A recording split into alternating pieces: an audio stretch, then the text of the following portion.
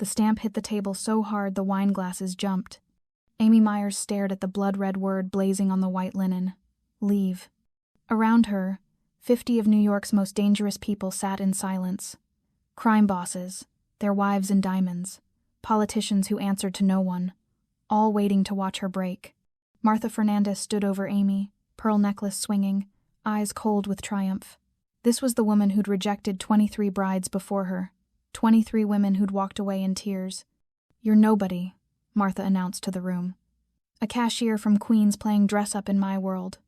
Amy felt every eye judge her cheap dress, her drugstore makeup, her calloused hands that screamed poverty. 3 seconds to decide. Accept their judgment and disappear like all the others, or fight back and risk total destruction. Amy reached across the table, picked up Martha's fountain pen. On a white napkin, she wrote 2 words. Then she stood, holding the napkin high so everyone could see. "Not leaving." She said it out loud too, her voice cutting through the shocked silence. "I'm not leaving." Then she placed the napkin on the table, turned, and walked out with her head high. Behind her, the room exploded. What Amy didn't know was that those 2 words would trigger a war. Martha would escalate from humiliation to sabotage to attempted murder. She'd weaponize everyone Amy trusted. She'd orchestrate tests, designed to erase her completely. And when Amy discovered the truth, a 12-year-old murder that gave Martha everything one of them wouldn't survive. But first, Amy had to survive the impossible speech. 48 hours earlier. Before we find out how Amy survives Martha's deadly games, do me a favor, hit that subscribe button and turn on notifications. Because this channel tells stories about people who refuse to disappear when the world tries to erase them. Stories about finding power in the places everyone else overlooks. And trust me, what happens next with Amy and Martha, you won't want to miss a single chapter. Now, let's rewind 48 hours to see how this all began. "She'll love you," Giovanni said, but his hand shook on the steering wheel. Amy watched her boyfriend's knuckles go white as they approached the Fernandes estate. 30 acres of manicured lawns, armed guards at every corner, surveillance cameras tracking their car through iron gates. They'd met 3 weeks ago at a Brooklyn charity event. Amy had been confronting a landlord illegally evicting elderly tenants, and Giovanni had watched her fearlessly face down a man twice her size without flinching. "You don't back down," he'd said, clearly captivated. "I've never met anyone like you." But now, watching this fortress unfold before them, Amy wondered if that quality would be enough. The mansion doors opened before they reached them. A woman stood at the top of the marble staircase. Martha Fernandes. Steel gray hair pulled so tight it looked painful, black dress sharp as a blade. Behind her, household staff stood at rigid attention like soldiers awaiting inspection. This wasn't a welcome. This was an evaluation. "So," Martha's voice echoed through the foyer as they climbed the stairs. "This is the girl. Not welcome. Not pleased to meet you. The girl." Amy extended her hand. "Mrs. Fernandes, I'm Amy Myers. I know who you are." Martha didn't take her hand. Instead, she circled Amy slowly, a predator assessing prey. Taking in her Target dress, her department store shoes, her hands that showed years of retail work. 23 women before you have stood exactly where you're standing," Martha said. "Each one thought love would be enough. Each one failed my tests. Each one left in tears within a week." She stopped directly in front of Amy, so close Amy could smell her expensive perfume roses with something bitter underneath. "Your first test begins tomorrow evening. The Castellano Charity Gala. 800 guests, senators, judges, every crime family that matters. You'll give the opening speech." Martha's smile was knife-sharp. "I assume a retail worker knows how to address important people?" The way she said retail worker made it sound like a disease. Amy kept her voice level. "I'll do my best." "How, sweet?" Martha turned to Giovanni. "Show Miss Myers to the guest wing. I'm sure she needs time to prepare herself." That night, alone in a bedroom 3 times the size of her old apartment, Amy found an envelope slipped under her door. Inside was a card with 2 words in elegant script. "Give up." Amy stared at it for a long moment. Then she tore it in half and threw it in the trash. She'd spent 24 years in rooms where people looked at her and saw nothing worth keeping. Foster care, scholarship interviews, job applications. She was done accepting other people's judgment of her worth. Tomorrow, Martha Fernandes would learn that some people don't break easily. The next afternoon at 4 p.m. sharp, Martha summoned Amy to her private office. "Your responsibilities tonight." She slid a thick folder across the polished mahogany desk without looking up.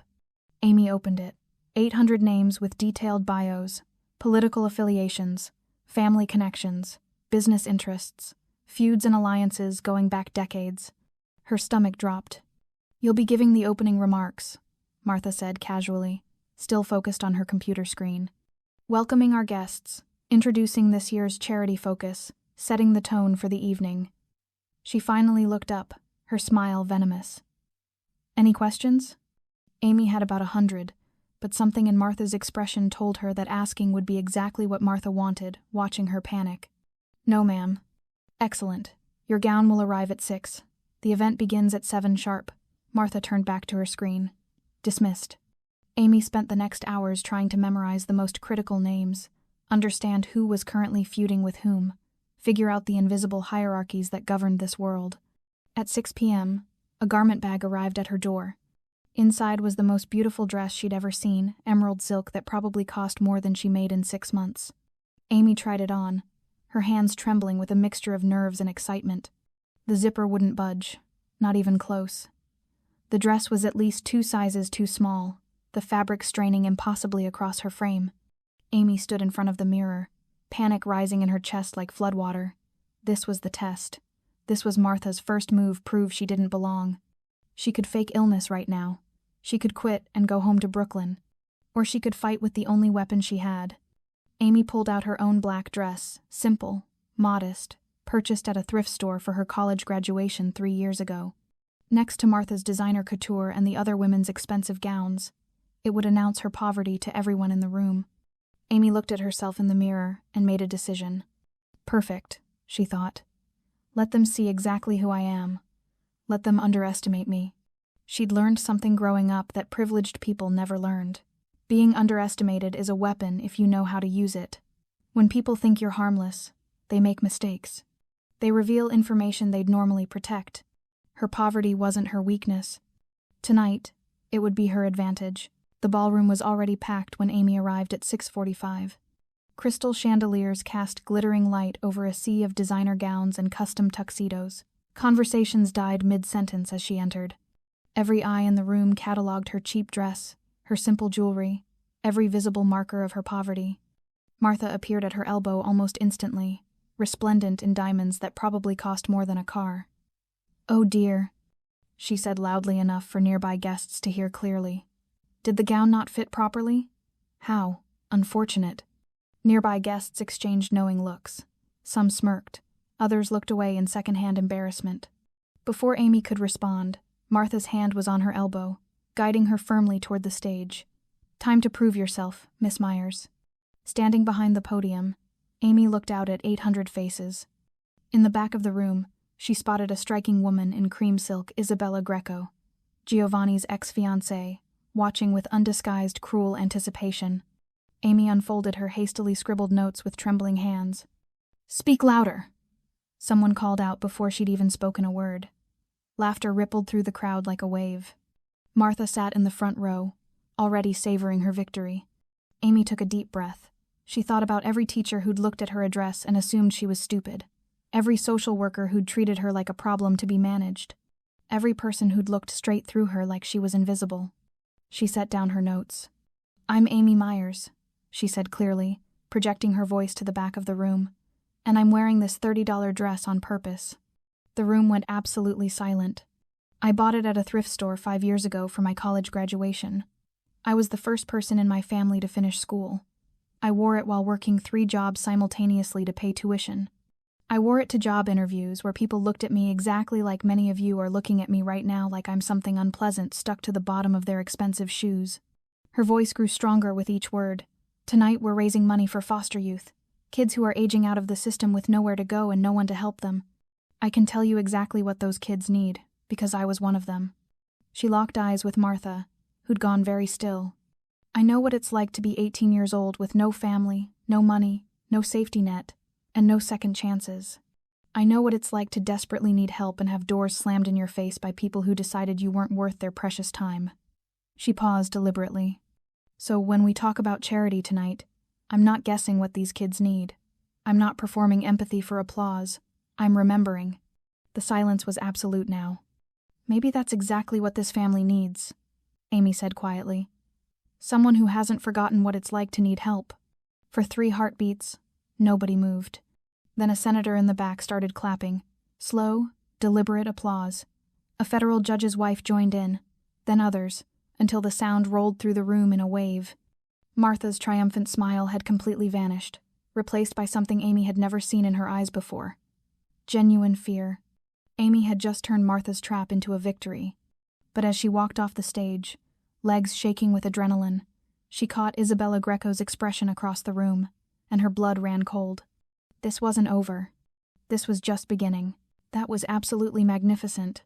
Amy turned to find Isabella Greco on the terrace, holding 2 glasses of champagne, her cream gown flowing in the evening breeze. Isabella Greco, Giovanni's ex-fiancée. Up close, she was even more beautiful, the kind of effortless elegance that came from generations of wealth. I know who you are, Amy said carefully. Then you know Martha destroyed our relationship too. Same tactics, same cruelty. Isabella's eyes seemed warm, genuinely sympathetic. That dress trick tonight? She pulled the exact same move on me 3 years ago. I know all her plays. Every instinct Amy had screamed to walk away. But the idea of having an ally in this place, someone who understood Martha's games. Why are you telling me this? Amy asked. Because you're different. You fought back instead of just taking the abuse. Isabella handed her a champagne flute. Look, Martha's already planning something worse for the mayor's dinner in 2 days. Let me help you. I know how she thinks. Over the next 48 hours, Isabella became Amy's secret advisor. Warning texts about Martha's movements, insider knowledge about family dynamics, styling suggestions that seemed genuinely helpful and kind. Slowly, carefully, Amy began to trust her. The morning of the mayor's dinner, Isabella arrived at Amy's room with a large garment bag. I had my personal designer create this specifically for you, she said, unveiling a stunning cream gown, custom fitted to your exact measurements. Martha can't sabotage what she doesn't know exists. Amy felt tears prick her eyes. Why are you doing all this for me? Because someone should have helped me when I needed it. Isabella pulled her into a warm hug. Now go show them what you're really made of. That evening, Amy descended the grand staircase feeling truly beautiful for the first time since arriving at this house. The custom gown fit absolutely perfectly. She'd done her makeup carefully. Even her usually uncooperative hair had cooperated. Giovanni's face lit up like sunrise when he saw her. Across the room, even Martha looked momentarily impressed and deeply worried. Amy reached the bottom step, smiling, confident for the first time in days. The entire back seam of the gown exploded open with a sound like tearing fabric, exposing her undergarments to 200 assembled guests. The ballroom erupted in gasps and shocked whispers. Amy stood completely frozen, humiliation burning through her body like acid. Then she saw Isabella's reflection in a nearby gilded mirror. She was smiling. Not warmly, not sympathetically, not apologetically. The cold, satisfied smile of someone watching their carefully constructed plan succeed perfectly.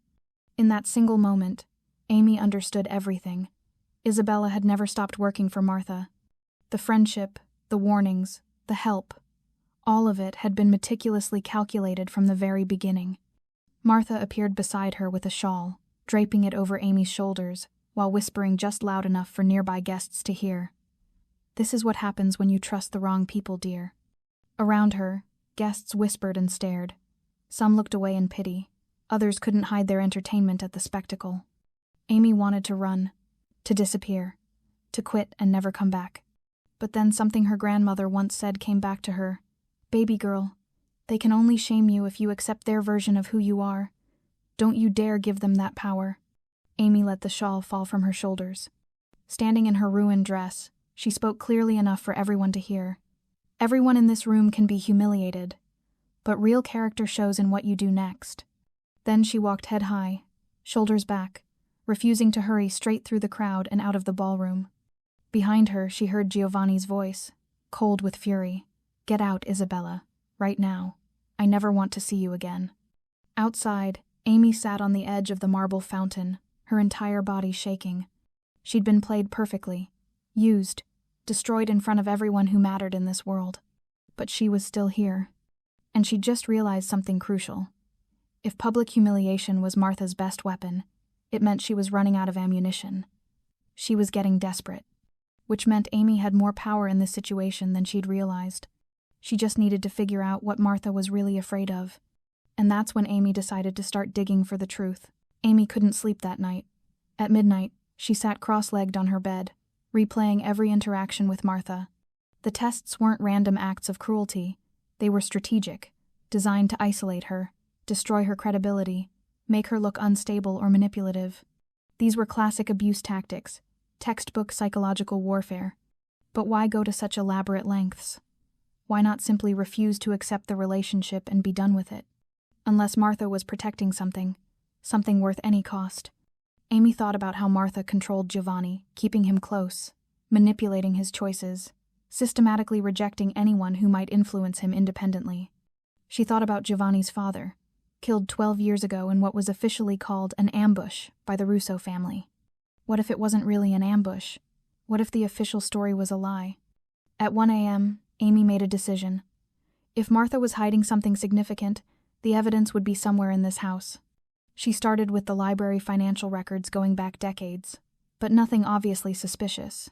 Then the main home office, just business correspondence and legitimate documents. At 2:30 a.m., she tried Giovanni's office, his father's old office, barely used now. A portrait of Dominic Fernandes hung prominently above the stone fireplace. Kind face, warm, intelligent eyes. Nothing like Martha's cold calculation. Amy was about to leave when something caught her attention. The portrait was hanging slightly crooked, and there was a barely visible seam in the wall behind it. Heart pounding so hard she could hear it, Amy pulled a chair over and carefully examined the ornate frame. Her searching fingers found a small latch hidden in the decorative molding. The portrait swung open smoothly on hidden hinges. Behind it was a wall safe, old-fashioned, with a combination dial. Amy stared at it, her mind racing. She didn't have the combination. She couldn't just... Wait. She'd been helping Giovanni organize some old family documents last week. There'd been papers in his desk, insurance policies, deeds, a handwritten inventory list. At the bottom, in Martha's distinctive handwriting, had been a series of numbers labeled D's private safe in case of emergency. Amy had memorized them without really thinking about it. A habit from years of memorizing everything because foster kids don't always have access to their own documents. Her hands shook as she turned the dial. Left to 14, right to 33. Left to 07, right to 65. The safe clicked open. Inside were stacks of cash bound with rubber bands, several passports with different names, and a single manila folder labeled Dominic Private and Confidential. Amy pulled it out with trembling hands. The first document was a police report from 12 years ago, but the details didn't match the story Giovanni had always told her. His father hadn't been killed at a restaurant by the Russo family in a surprise ambush. According to this report, he'd been meeting someone at Pier 17, someone from his own organization, someone he trusted completely. The next page was a bank statement. A wire transfer of exactly $5 million, dated 3 days before Dominic Fernandes's death. Recipient: Martha Fernandes. Source: Castellano family. Amy's hands shook so badly she nearly dropped the papers. She flipped to the next page, a handwritten note in elegant script she recognized from the "Give Up" card. Meeting confirmed. Pier 17, 11 p.m. Target will arrive alone as agreed. Make it look like the Russo family. Ensure no witnesses survive. The note was signed with Martha's distinctive initials. Martha hadn't just allowed her husband to be murdered. She'd arranged it. Sold him to his enemies for $5 million. Framed a rival family to cover her tracks. Then used his death to seize complete control. For 12 years, she'd ruled through Giovanni, keeping him close and dependent, systematically rejecting anyone who might discover her secret. The 23 rejected brides, the impossible tests, the cruelty. All of it was about protecting a throne she'd stolen with murder. Amy heard a sound in the hallway, footsteps approaching. She quickly photographed every document with her phone, hands shaking so badly she had to retake several shots. She shoved everything back into the folder, replaced it in the safe, spun the dial, and swung the portrait closed, just as the office door opened. Giovanni stood in the doorway, looking exhausted and concerned. "Amy, what are you doing in here at 3 a.m.? Amy looked at the man she loved, knowing she was about to completely destroy his world, shatter everything he believed about his family and his past. "Giovanni," she said quietly, her voice breaking. "We need to talk about what really happened to your father." They sat in Giovanni's private study with the door locked while Amy showed him the photographs on her phone, watching his entire world collapse. She watched his face transform, confusion melting into comprehension, comprehension hardening into devastation, devastation fracturing into something that looked like his soul breaking apart in real time. "She killed him," he finally whispered, his voice hollow. "My mother murdered my father." "I'm so sorry," Amy said, tears streaming down her own face. "She looked me in the eye every single day for 12 years. His voice cracked completely. "She let me believe the Russos did it. Let me hate them. Attended memorial services. Gave speeches about his legacy. Used his death to keep me under her control. To make me think I needed her protection." He stared at the bank statement on Amy's phone screen, at the number that represented his father's life. $5 million. She sold him, sold my father for $5 million. "Giovanni, and I let her destroy you." His voice broke into something raw and anguished. "I stood there like a coward while she humiliated you, tortured you, tried to drive you away. All because some pathetic, broken part of me still believed she knew better, that she was protecting our family." "You didn't know the truth," Amy said gently. "I should have known." He slammed his fist on the desk.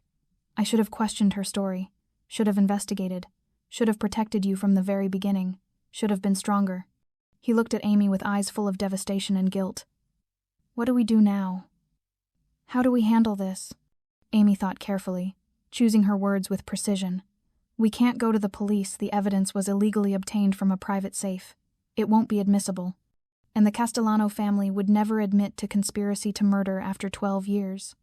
So she just gets away with it?" Giovanni's voice was bitter. "No," Amy said slowly, a plan forming.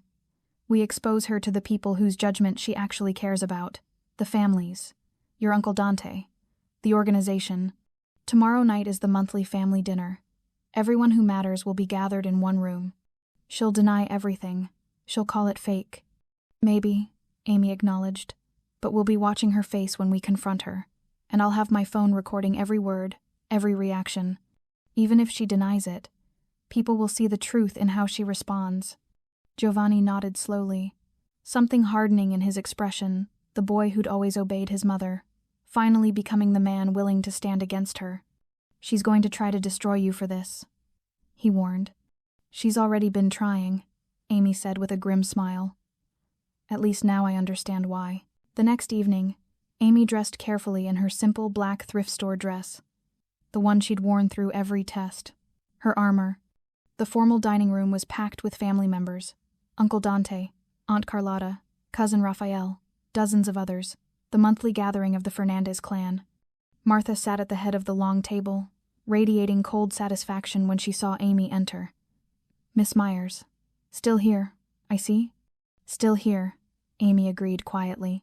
Dinner progressed with careful small talk, business updates, family news, meaningless pleasantries masking dangerous undercurrents. During dessert, as planned, Amy stood.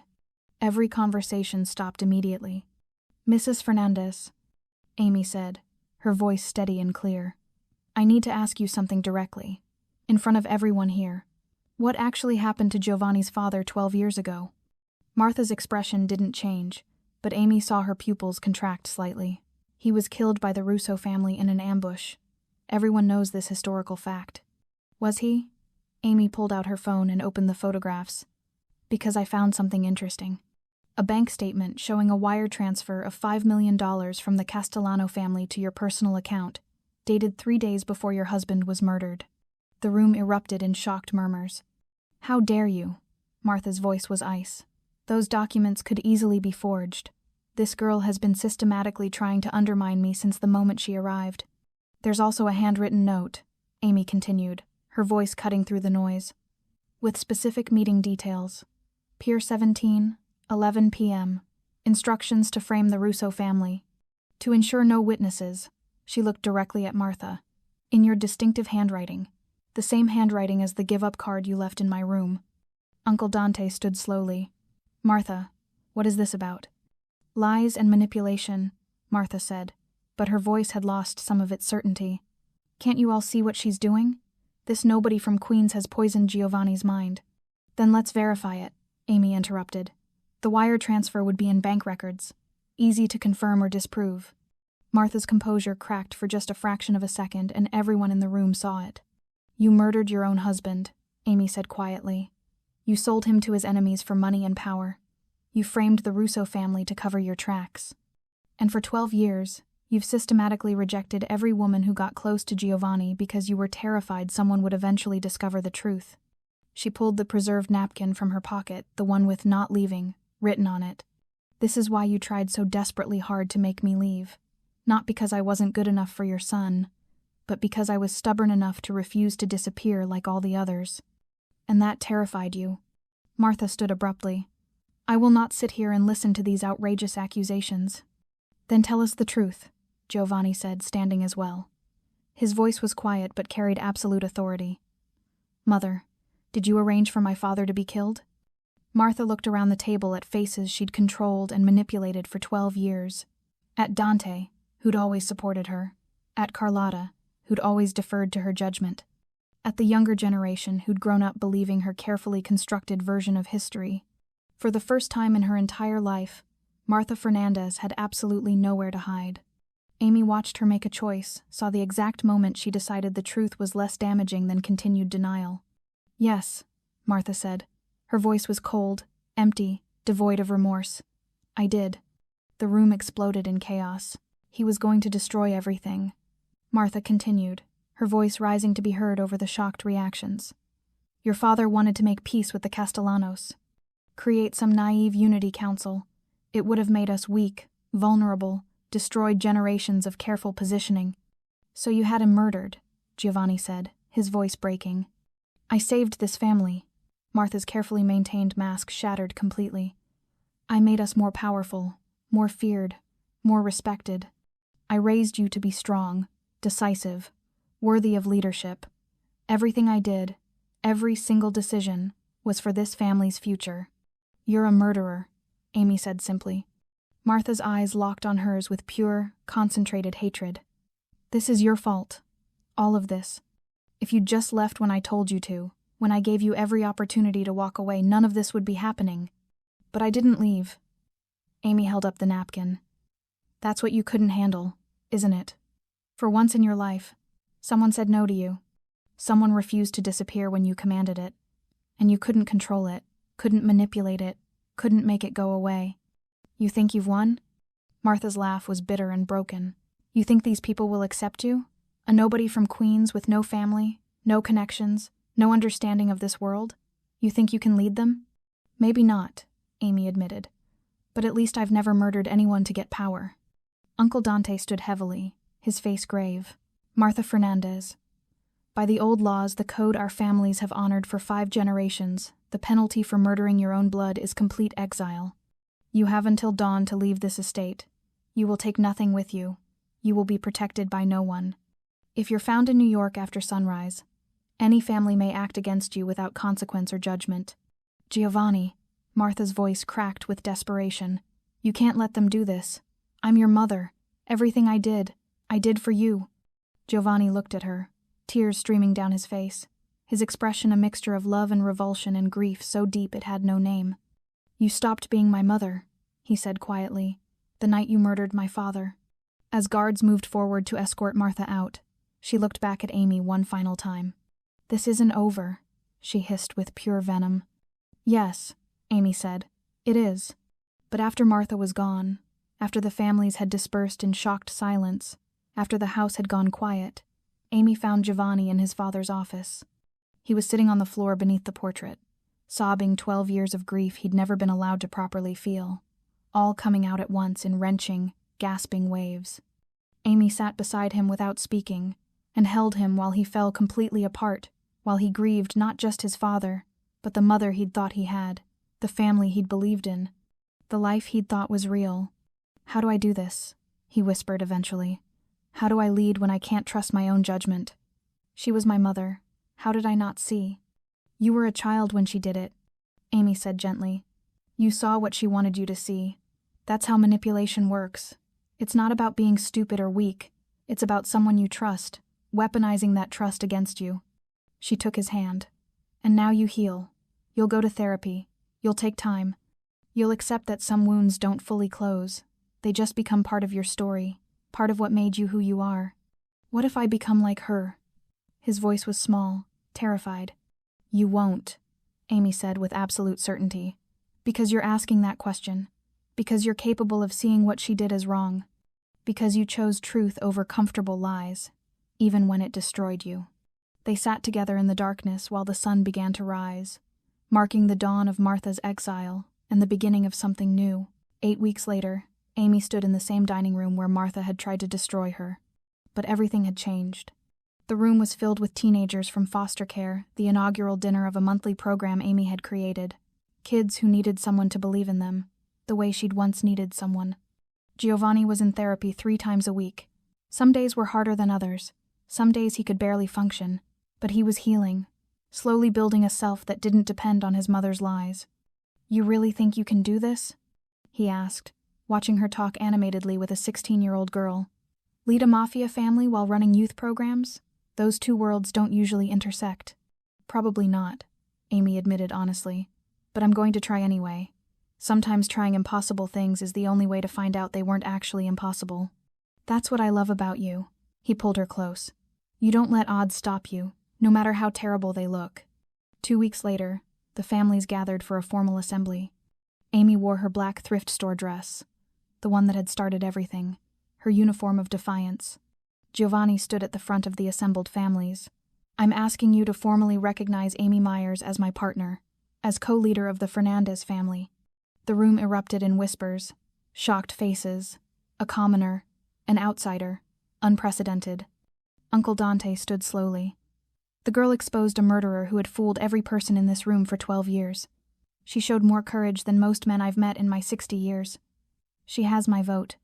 One by one, other families nodded. Not enthusiastically, this world didn't change easily, but with respect that had been earned through fire and truth. Later, Amy stood on the balcony where Isabella had betrayed her. You ended the game, Giovanni said, joining her in the cool evening air. Amy smiled. I learned something important these past weeks. Real power isn't about making people fear you. It's not about destroying everyone who threatens you or controlling everything around you. She looked out at the estate that had tried to erase her. Real power is refusing to let anyone else define your worth. It's standing your ground when every logical reason says to run. It's surviving when survival seems impossible. There's actually research on this in psychology, Amy continued. It's called post-traumatic growth. Studies show that people who survive severe trauma don't just recover, they often develop strengths they never had before. They become more resilient, more empathetic, more determined. Because once you've survived the worst thing you can imagine, ordinary challenges don't seem so terrifying anymore. You develop what psychologists call stress inoculation. Each challenge you survive makes you stronger for the next one. She turned to Giovanni. That's what happened to me. Every foster home that rejected me, every door that slammed in my face, every person who told me I wasn't good enough, they didn't break me. They taught me that I could survive anything, that my worth wasn't determined by their judgment. Giovanni wrapped his arms around her. I'm glad you didn't leave. Amy thought about the 23 women who'd stood where she'd stood, the ones who'd walked away when Martha told them to. She didn't judge them. Martha's psychological warfare would have broken most people. Walking away was sometimes the strongest choice. But Amy had been trained by life to be unbreakable in a different way, not because she was stronger, but because she'd been broken so many times before that she'd learned how to rebuild herself. The game was over. A new chapter was beginning. And this time, it was being written by someone who understood that everyone, no matter where they come from or what their past looks like, deserves a chance to prove they belong. Even a girl from Queens who refused to leave. If Amy's story resonated with you, if you've ever been told you don't belong somewhere, if you've ever had to stand your ground when everyone expected you to quit, if you've ever refused to let someone else define your worth, drop a comment below. Share your not leaving moment. Let's build a community of people who refuse to disappear. And if you want more stories about people who stood their ground against impossible odds, hit that subscribe button. New story 5 times a week. See you in the next one.